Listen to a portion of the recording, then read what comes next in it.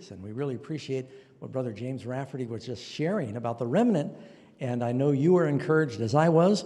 You're in for a treat.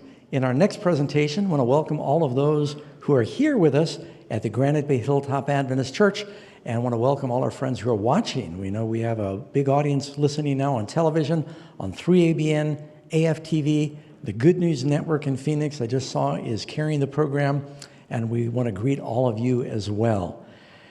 You know, our next speaker and I have a unique relationship. Brother Clifford Goldstein will be presenting in just a moment. I'll tell you a quick story. He said, I have time to do that, so I'm not stealing his time. So I was in Canada during a general conference session. I was just sort of walking around trying to find a place to eat some food, and I ran into Cliff, who I knew because Cliff has been the senior editor for the Seventh-day Adventist Sabbath School lesson for over 20 years now. And so we knew each other professionally, but not well. And I said, well, what are you doing? He said, I'm looking for a place to eat. And I said, oh, let's go. So we're eating together, and just in the process of conversation, we have the typical question. So where did you grow up? Miami Beach. Oh, I grew up in Miami Beach. Where'd you go to school? I went to Nautilus. I said, I went to Nautilus. How old are you? I won't tell you what he said, but he's my age. And it turns out that here we had two secular Jews that were atheists going to the same public school in Miami Beach, and we're looking at each other. He's editing the Sabbath school lesson for the World Church, and I'm teaching it. Isn't that the Lord something? Now we're just backstage talking. I said, well, I just read online that you were born in New York. He said, yeah. So I grew up in New York City. So we continue to be amazed. Cliff is a real joy because of his background. And coming from just the secular world and the intelligentsia, he thinks outside the box. So it's a real treat, and you're going to have to stay on your toes to keep up with him. But I'd like to invite Cliff to come out. He is an author, a presenter, and we're going to have prayer. Cliff, you hiding back there? Come on out. Cliff? He's full of surprises. We're going to have prayer and ask God to bless him in his presentation on 1844, Made Simple. So let's pray. Father in heaven, thank you so much for your goodness and your blessings. You've promised, Lord, that when we come before you to study the word, that the Holy Spirit will take possession of our minds and hearts. As Christ and the truth are exalted, we pray that people will come closer to you and embrace the truth. And we pray this in Jesus' name. Amen. Great. And be with Cliff. Okay. Thanks. Recognize him from Nautilus Junior High. He wore his hair differently back then.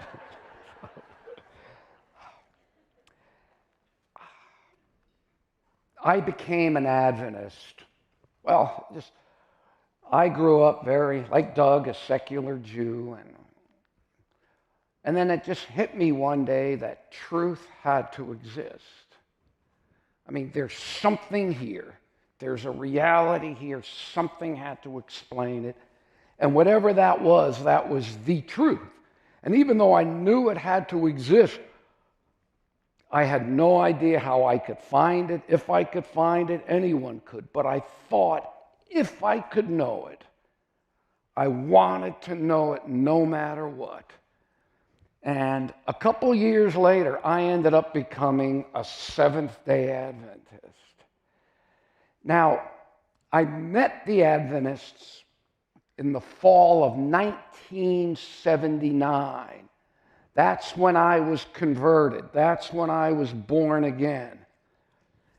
And I met these Adventists in a health food store, and I didn't even know they were Adventists at first. And they started studying with me, and it took me, from the time I met them, it took me about 8 months to finally join the church. I mean, you folks born and raised in the church, you have no idea how strange it could appear to those of us. You know, the food. I used to say to these people, do you eat anything real? I mean, it was just the food and having non-Jews keep the Sabbath. It was quite an adjustment for me. But anyway, I do join the church in 1980. Now, for those of you who were around or old enough and in the church in 1980, you will know that it was really a very, very tumultuous time. The church got hit with they call, what was this guy? He was kind of the Adventist Bernie Madoff. Oh, Davenport, yeah. He's kind of the Adventist Bernie Madoff. Got hit with that. There was Walter Ray came out attacking Ellen White. And then more, and to the point, there had been an Adventist, well-known and long well-beloved Adventist theologian named Desmond Ford, who came out with a very stringent attack on the sanctuary message.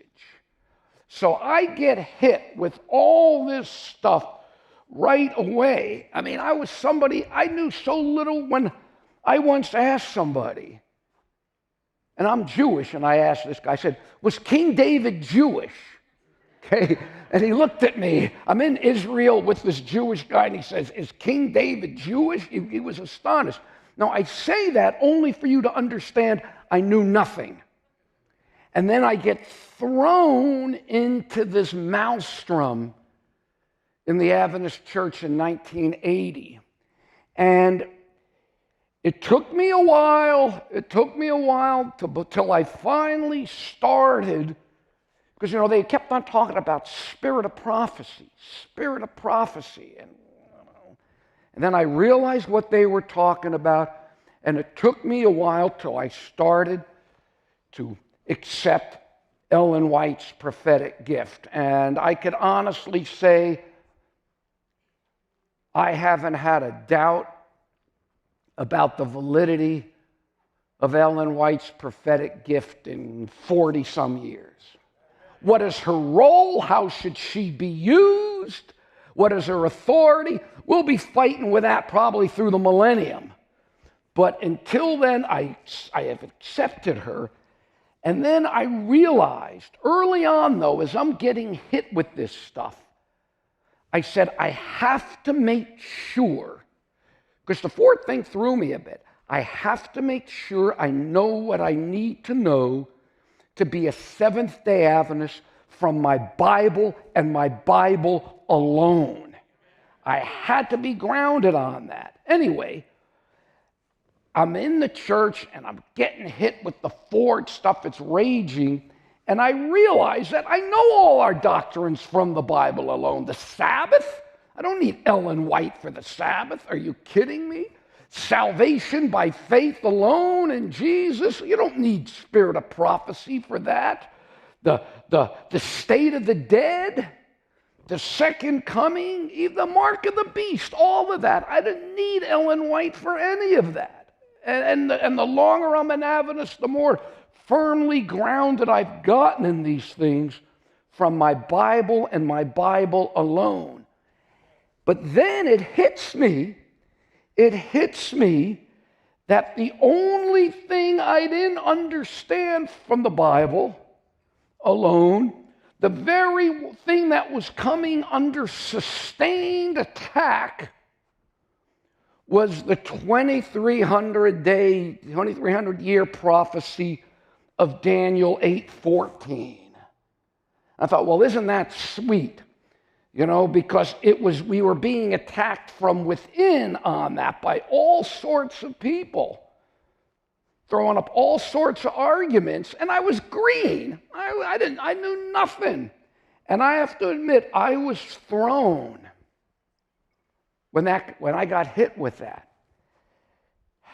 Now, I like to tell people, I don't really consider myself a particularly deep thinker, but I'm a logical thinker. I think logically. I think I got it from my dad, who was a mathematician. And I think logically, and it hit me that if 1844 is wrong, if this isn't true, then our church was founded on a lie. It's as simple as that. And I'm going to touch on this a little more tomorrow. So I realized if our church arose from the aftermath, the wreckage you want of the Millerite movement, based on our reinterpretation of the 2,300 days. And I realized, I said, I'm sorry, if that is wrong, then the entire justification, the entire prophetic foundation of our church was wrong. And so I said, either I get it from the Bible and the Bible alone, or I'm out of here. I hadn't been in the church that long. That vegetarian stuff still wasn't sitting well with me. So I would have left, okay? Well, voila. I mean, the fact that I'm standing here now, I can't believe next year I'm going on 40 years at the GC. You know, it's grace. They've tolerated me there for 40 years. Anyway, the fact that I'm here testified to what happened.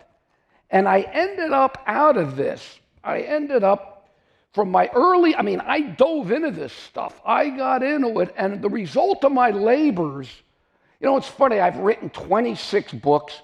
Most of them flopped. Most of them are out of print, so 26 out of print flops. But the one book, I wrote this book based on that experience called 1844 Made Simple. And that's the one book of mine that's still in print. They'll be printing that long, if time should last, long after I'm in the carbon cycle. And anyway, that was the foundation of it. And 1844 Made Simple, and it really was simple. And then what happened was, I'm in the church and I write this, I'm getting grounded in this, and then I used to, for a number of years, I'd go to camp meetings. This is in the 80s, and I do this 1844 Made Simple seminar. Did it at camp. I did it for years, and then frankly, I just got bored. I just didn't feel like doing it anymore, and so I stopped. But it usually took me 3.5 hours to do it. Okay, and now we're going to do it this evening in, I don't know, whatever the clock is. The time, I don't see a clock here. Well, whatever. They'll pull me out when they need to. Anyway, yeah, it would nice. Oh, there we are. Okay, good. Okay, so the bottom line is I want to whip through the basics here. Now, I'm going to start out with the point, and I'm going to hammer this point till probably where you said, all right, we get it. But maybe one day you might be thankful for me hammering it. The key, the foundation to our whole prophetic message, the rock upon which the whole thing stands, and if you keep grounded in this, I don't know how you can be duped by the sheer nonsense that some among us are promoting. And the key to the whole thing is very simple. It's Daniel 2. If you get grounded in Daniel 2, this is the foundation.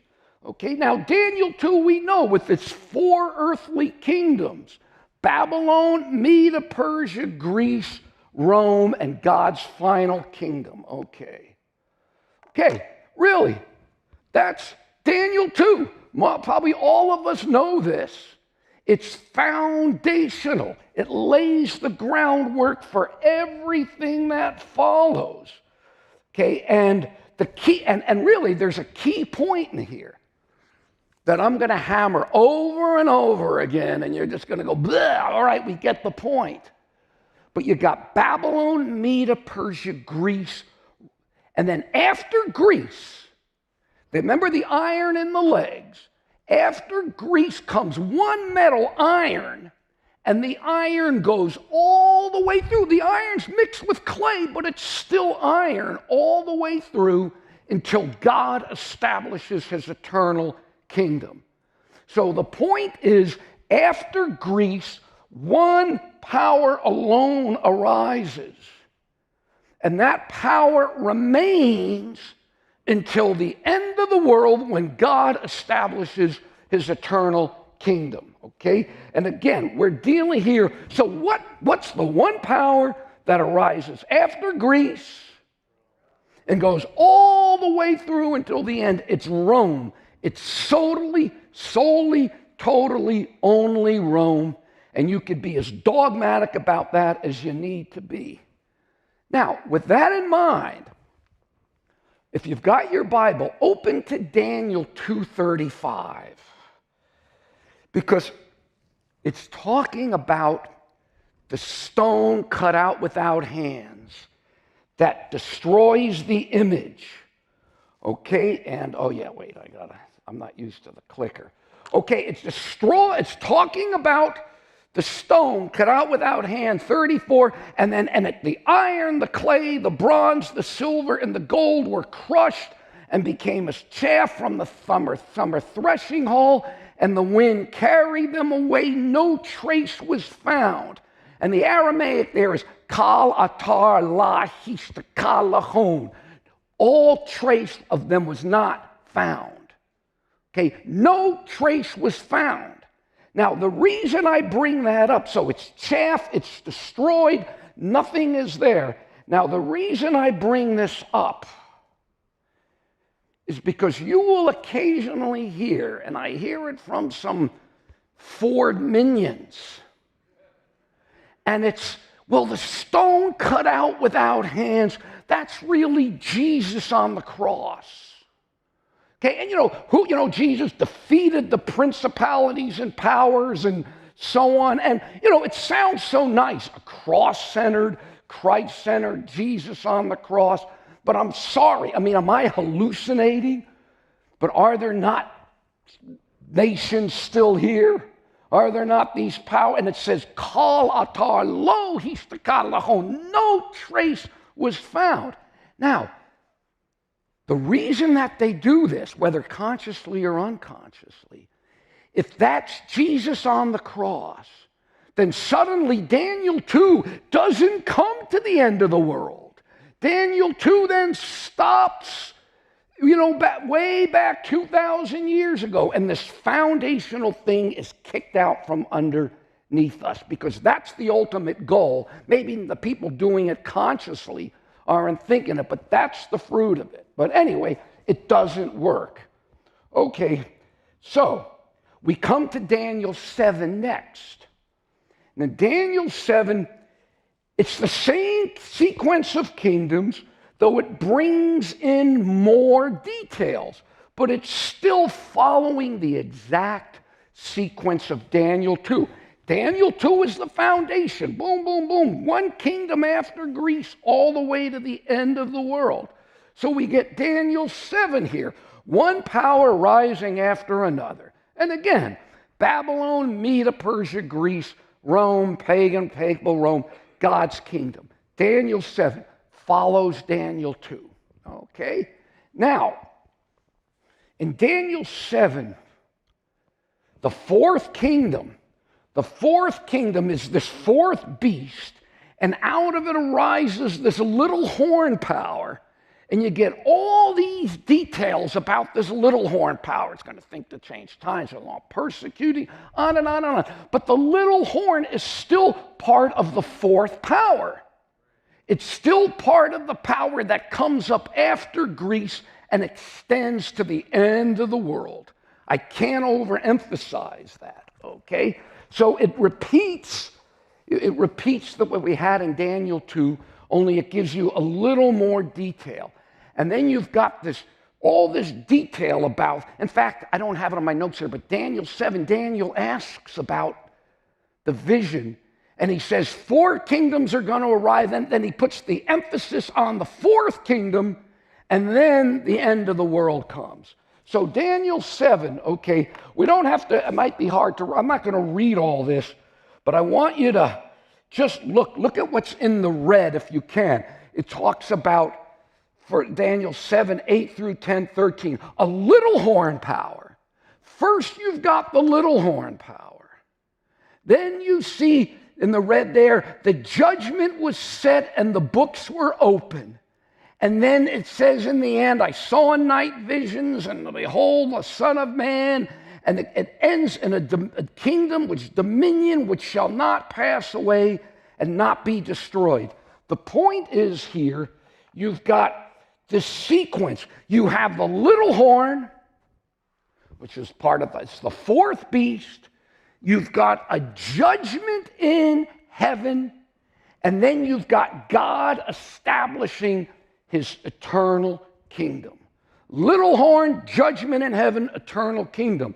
Let's go now to here, 7:21. I saw, and the same horn comes up after Greece, made war with the saints, and then until judgment, Ancient of Days, and judgment. Judgment was given to the saints of the Most High, and the saints possessed the kingdom.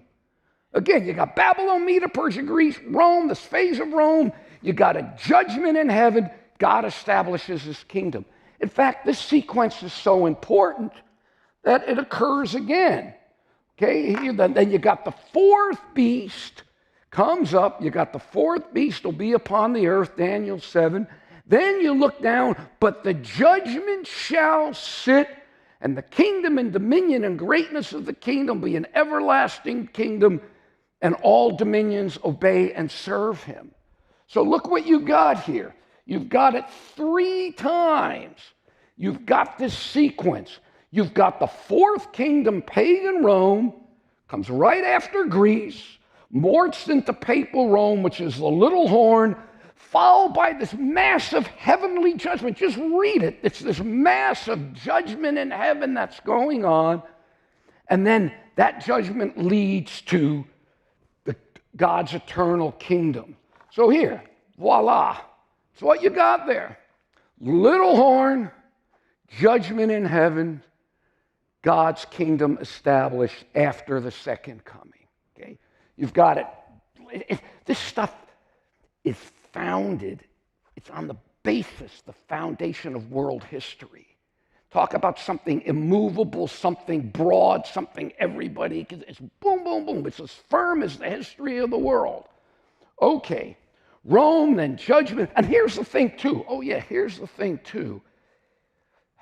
Even if you want to, excuse me, even if you want to reject what we believe, how can you read Daniel 7 and not see a pre-Advent judgment? 3 times you've got the little, then you've got this judgment that occurs in heaven, and then you've got the establishment of God's kingdom. You know, a judgment that precedes the second coming. You mean like a pre-Advent judgment, maybe? The exact thing that we're told is not true. Okay, so anyway. So again, Daniel 7, like Daniel 2, Babylon, Media, Persia, Greece, one power coming up after Greece. You got all these details extending to the end of the world. So here's Daniel 7, Babylon, Media, Persia, Greece, Rome, pre-Advent judgment. It's there over and over in Daniel 7. Pre-Advent judgment, God's eternal kingdom. Okay? So if you parallel Daniel 2 and Daniel 7, Babylon, you Media, Greece, Rome, pre-Advent judgment, God's eternal kingdom. Now, I put in 538 to 1798 there. I deal with that much more extensively when I did the long seminar. But look, you've got, with the little horn, you've got your first apocalyptic time prophecy. You've got your first apocalypse. See, look, people say, well, it's literal. Well, look, Daniel 7, you've got lions with wings. You've got horns that are talking. It's not a literal, it's symbolic. So you're given a time prophecy. So obviously the time prophecy's got to be symbolic as well.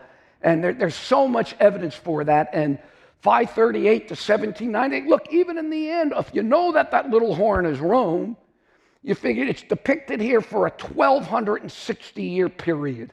You could look at that, and you could, even without these specific dates, it still brings you much further down in history. But that's what we use. Okay, so here, that's it. So far, right this point right now, look, you've practically got all you need right here for a pre-Advent judgment before the second coming of Jesus. You've got it all right here. Okay, now we go to Daniel 8. Now, Daniel 8, if you study it, as I said, I can't get into all the details here. I said this is 3.5 hours. And we have a sequence, one beast after another, but it ends with the sanctuary being cleansed. And we're going to look at that. Now, it's very interesting for whatever it's worth, and I think it's worth a lot. The vision in Daniel 8 has got animals, like the vision in Daniel 7. But not only are they clean animals, they're sanctuary animals. And they're even the animals that are used on the Day of Atonement. Something to think about anyway. Now, before we get started on Daniel 8, I want you to look at two texts with me. Or I'm just going to read them. And Daniel 8:17. And that the vision refers to the time of the end. So Daniel 8 says the vision is for the time of the end. It's important enough that it's later repeated, for the appointed time shall the end be.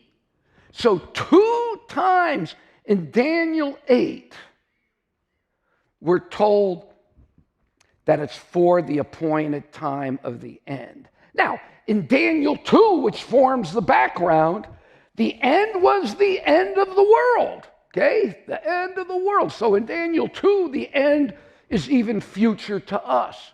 Daniel 7, it ends with God establishing his eternal kingdom. So the time of the end is there. So in Daniel 2, the end is the end of the world. In Daniel 7, the end is the world. And so in the parallel prophecy, as we shall see in Daniel 8, it's also the end of the world. This is an important point because it comes under heavy attack. Okay, well, let's look now at Daniel 8. There's 4 elements. Daniel 8's really pretty simple. You got a ram, you got a goat, you got a little horn, and the sanctuary's cleansed. That's it. That's the whole thing. Ram, goat, little horn, sanctuary. Done, finished. And then the rest of it is just explaining it. Okay? So in Daniel 8, it says Babylon is not mentioned in there. And I think there's a reason Babylon doesn't come in. It was fading off the scene.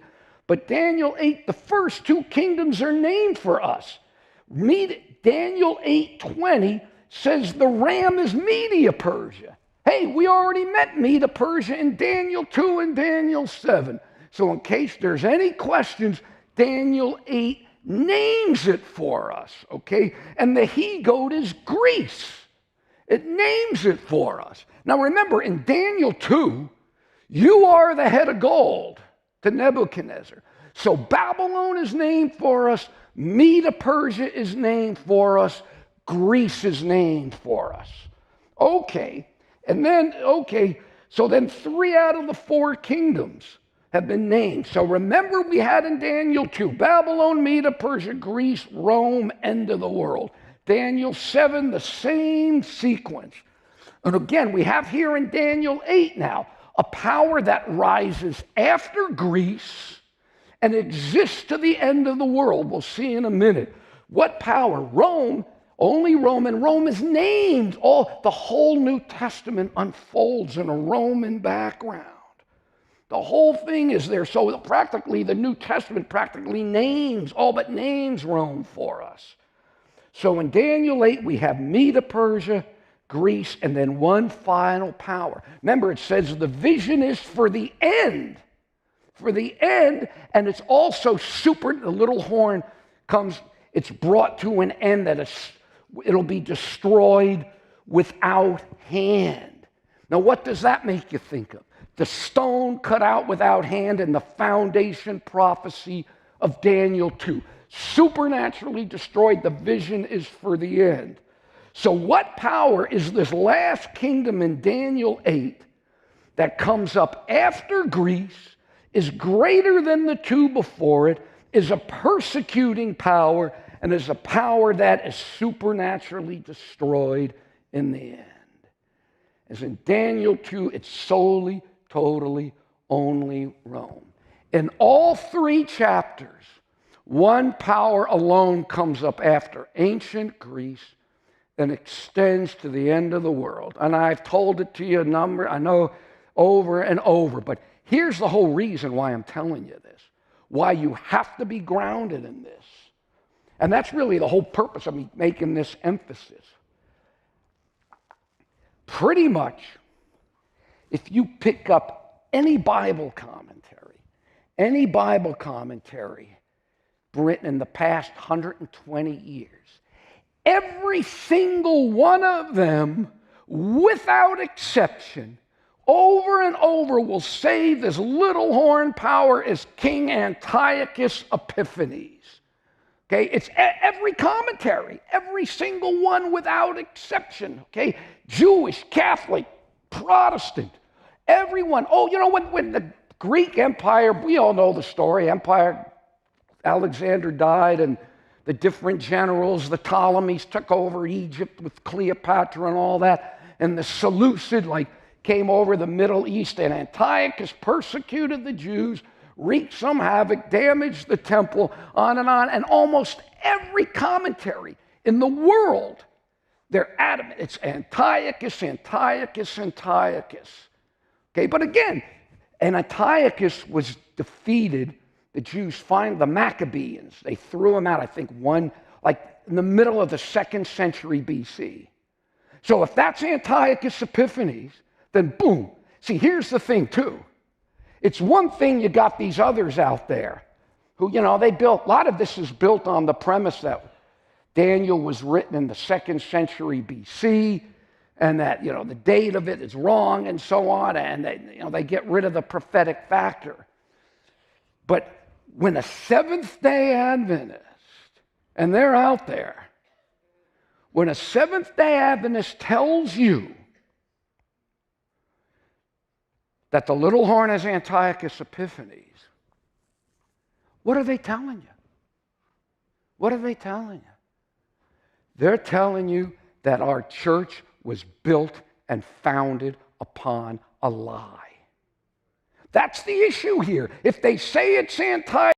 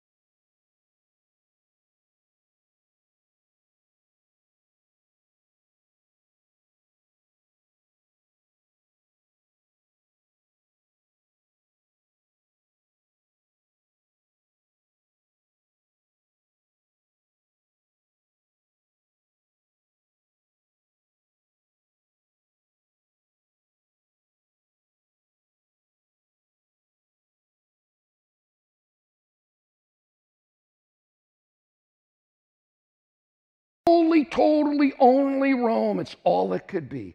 And then it ends with the sanctuary being cleansed. Okay? So, what do we got here? Okay, sanctuary cleansed. Now, if we parallel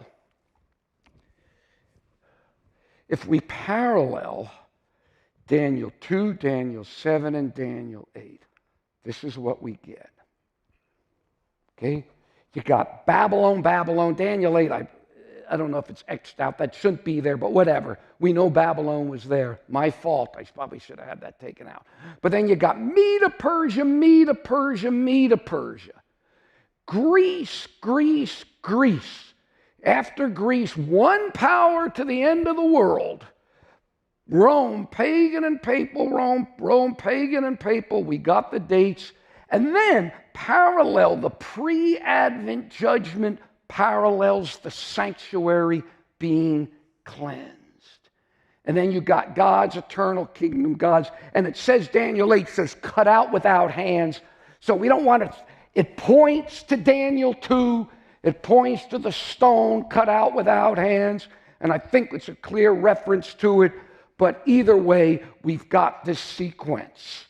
So in these parallel prophecies, the pre-Advent judgment of Daniel 7 leads directly to, parallels the cleansing of the sanctuary in Daniel 8. They're different expressions of the same event. Daniel 8 brims with Old Testament sanctuary imagery, showing that this cleansing of the sanctuary, it's all part of Christ's heavenly ministry. And again, that's all I'm going to talk about tomorrow.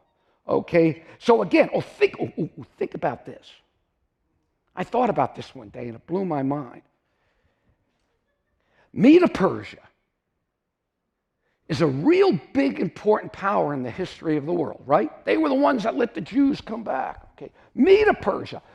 So this is a major event in the history of the world and the history of God's people. Greece, ancient Greece, major power in the history of the world and the history of God's people. So remember, there are just four elements. First element, Greece, major power. Medo Persia, major power. Greece, a major power in the history of the world. Rome, major power in the history of the world. And then the chapter climaxes. You got this major power, this major thing, this thing, and then it climaxes with the sanctuary being cleansed. So even if you wanted to reject what we believe, whatever this cleansing of the sanctuary is, it's obviously got just a parallel to everything it's with. It must be something major in the world, not Antiochus Epiphanes. And what it is, it's that judgment scene in Daniel 7 that leads to God establishing his eternal kingdom. Daniel 7, this is what it leads to. And there was given him dominion and glory and a kingdom that all nations and languages should serve him. His dominion is everlasting, which shall not pass away, and his kingdom will not be destroyed. I mean, that's pretty important stuff, okay? So you got all these worldly kingdoms and then that cleansing of it. You see my point? All this major stuff, whatever that cleansing of the sanctuary is, it's got to be something of major importance. Okay. And as I said, as far as I know, well, I know, we are the only people in the world who are teaching this. And I think this could fit in with James Rafferty's talk. James, I hadn't seen the guy in 10 years. He doesn't look a day older than last time I saw him. I said, James, you dye your hair? He said, no. How do you stay that? Anyway, okay, now, we're close, but we're still not at 1844, okay? I mean, I'm going to chance going back. If you come here, you clearly, if you stopped here, You clearly see the pre-Advent and the sanctuary cleansed are the same thing. You've got this a major event occurring after the first prophetic time prophecy, first apocalyptic time prophecy. Then you've got some major event in heaven, the cleansing of the sanctuary before the second coming of Jesus. This here alone gets you 90% of the way there. Okay, now, if you go to Daniel 8, Daniel 2, you have a dream or a vision, and there's a full explanation. He's told, the kingdoms are 4 kingdoms that are going to come up, and then stone's going to, you got a full explanation. Daniel 7, you got a dream or a vision, and you got a full explanation. He tells you these are different kingdoms that are going to arise, and then one more king, and then there's going to be the 4th beast and so on, and then there's this judgment, and then God sets up his eternal kingdom. Now, if you go to Daniel 8, there's a dream and a vision, but there's only a partial explanation. There's very clearly stated in Daniel 8 that there's part of the vision that Daniel does not understand. Okay, he says he doesn't understand. Daniel 2, everything was explained. Everything was explained. 7, Daniel 8, 2 of the 3 kingdoms are named for us. Okay, but there's one thing he says, the only thing Daniel does not understand is the vision concerning the 2,300 evenings and mornings. For Daniel 8:14, he said unto me, unto 2,300 days. Well, the literal Hebrew, is Erev Boker, evening, morning. That's the literal Hebrew there. And later on, later on in Daniel 8, again, the ram is explained, the goat is explained. Daniel does not understand the vision of the evening and morning. And let's take a look. And the vision, now, and I'm not going to get into it, there are 2 different words for vision in the Hebrew in Daniel 8. Daniel 8 reverts back to Hebrew from the Aramaic. And the vision of the evening, the mare, of the evening and mornings was told as true. Okay? And he says, so the evening mornings, that's Daniel 8:14, is true. And then he says, Va eshtomem al ba'mare va'ein ma'bein. I was astonished at the mare. Notice that mare, you see in the orange here. Al ha-mare. I was astonished on the vision.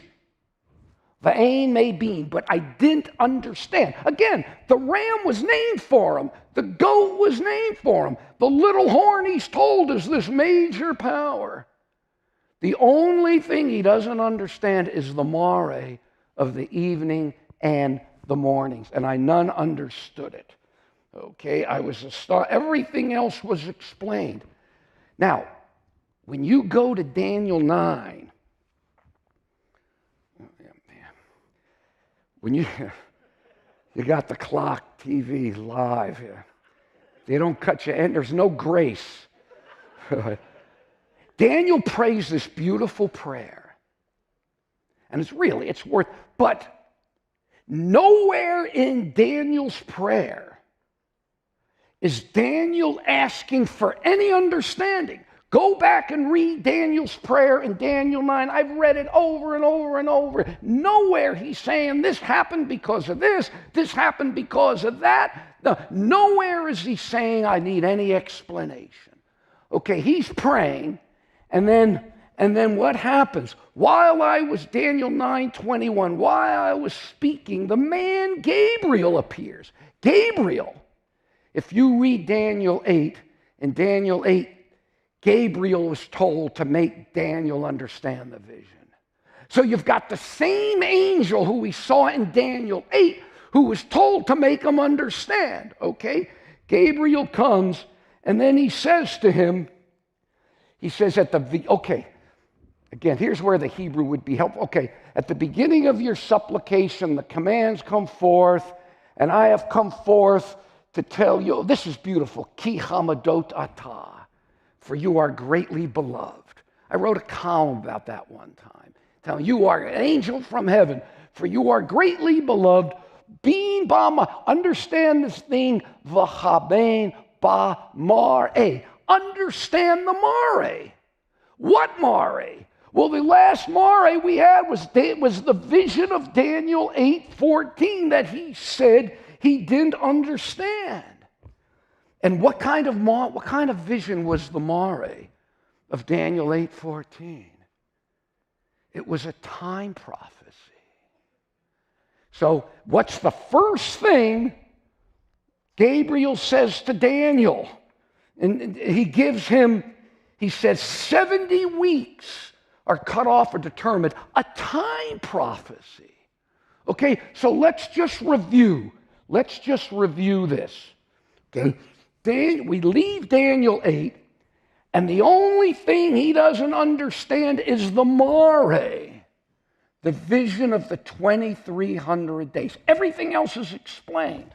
Okay, in Daniel 9, the same angel interpreter comes to him who was there in Daniel 8, telling him to understand that Jesus, I'm sure it was Jesus, who else, told him to make Daniel understand the prophecy, okay? And then the same angel comes and he tells him he's going to help him understand the mare. Well, the only mare was the 2,300 days. And the next thing Gabriel does is give him another time prophecy, a smaller one than the 2,300 days, and tell him it's going to be cut off from. Cut off from what? Obviously the other one. You know, it's fascinating. I used to always eat at the GC. There was a Jewish deli, and I used to go there all the time and eat. All these Adventists would be there, and Jews, even Muslims. They'd see Muslims coming in because they knew they could get halal food there.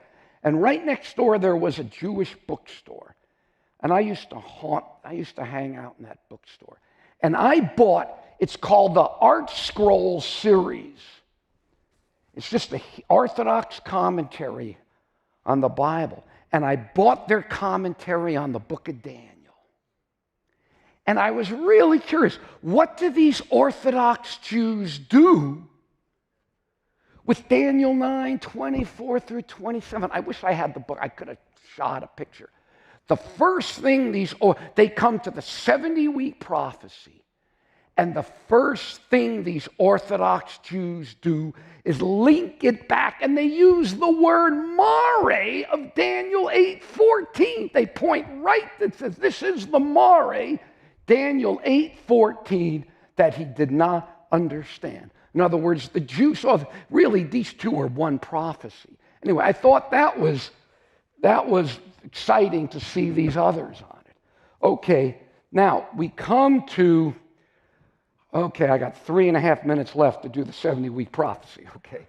But fortunately, I didn't intend to get into it deep because really, there's so much on it, okay. But just a few little things I want you to understand about it, okay. First of all, look, the 70-week prophecy, it can get kind of dense. It could get, what do you do with Daniel 9:24, 9:27? And on the wing of abomination shall one make desolate, even until the consummation, which is determined, is poured out on the desolate. Do you know what he's talking about there? Okay, it can get kind of deep, but there's a way to keep it really simple.